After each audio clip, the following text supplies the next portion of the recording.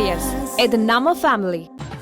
எவ்வளவு துக்கங்கள் இருந்தாலும் அதை மறைத்து வைத்துவிட்டு புன்னகையுடன் தனது தந்தை அளித்த தைரியத்தில் தேர்தலை சந்திப்பதாக கூறி விருதுநகர் தொகுதி தேமுதிக வேட்பாளர் விஜயபிரபாகரன் பொதுமக்களிடம் வாக்கு சேகரித்தார்.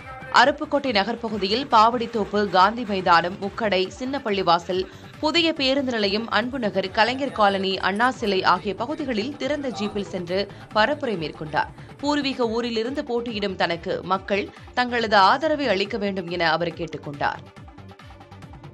ஏன்னா கேப்டன் பிறந்தது இந்த தொகுதி அருப்புக்கோட்டை ராமானுஜபுரத்தில் தான்.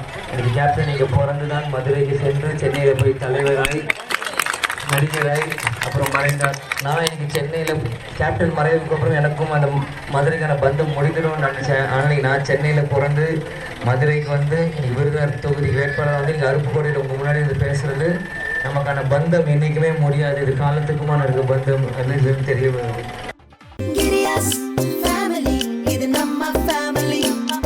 அன்புள்ள Girius, இது நம்ம ஃபேமிலி.